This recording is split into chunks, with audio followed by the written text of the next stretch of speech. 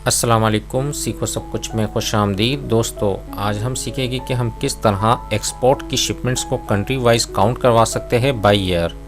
तो दोस्तों, इस वक्त हमारे पास कंप्यूटर वर्ल्ड की सेल्स रिपोर्ट है जिसमें date, customer, product, country, quantity, rate और अमाउंट दिया गया है। तो दोस्तों, हमें करना क्या है? हमें ये जानना है कि यूएसए में कितनी शिपमेंट गई 2019 में और कितनी शिपमेंट गई 2020 में, क्योंकि हमारे पास जो डेटा है वो 2019 और 2020 का है। इसी तरह हमें ये जानना है कि यूके में कितनी शिपमेंट गई है 2019 में और कितनी शिपमेंट गई है 2020 में। इस तरह डिफरेंट कंट्रीज़ का हमें डेटा निकालना है। तो दोस्तों, इसको हम किस तरह कर सकते हैं? इसके लिए हमें सबसे पहले इंसर्ट पर आना होगा और यहाँ से हमें पिवट टेबल को सिलेक्ट करना है। जैसे ही मैं इस पर क्लिक करूँगा, इसने मेरे तमाम डेटा को सिलेक्ट कर लिया और ओके पर मैं जैसे ही क्लिक करूँगा तो पिवट टेबल के ऑप्शंस आ जाएंगे।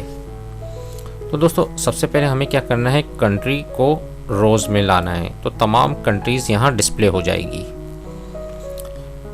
दूसरा काम ये करना है आपने कि अमाउंट को ड्रैग कर कर वैल्यूज़ पे ले आते हैं। तो यहाँ हमें पता चल जाएगा कि फ्रांस में जो है वो 61,000 का काम हुआ है, जर्मनी में 91,000 का हुआ है। इस तरह हमें ये पता चल गया।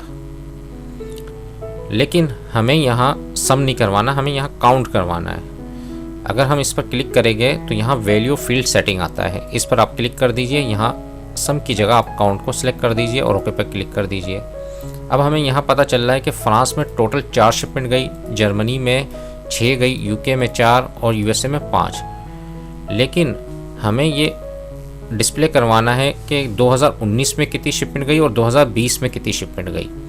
तो इसके लिए हमें करना क्या होगा कि डेट को उठाकर हम कॉलम पर ले आते हैं।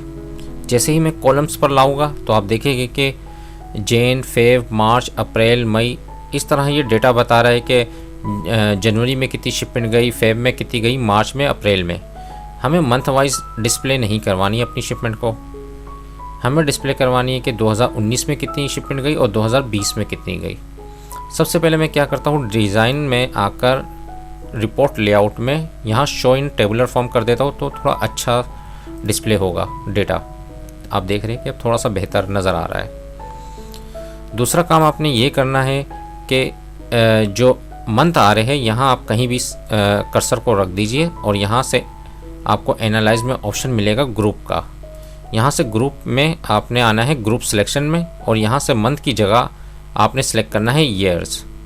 मंथ को आप हटा दें, ईयर्स आपको सिर्फ चाहिए।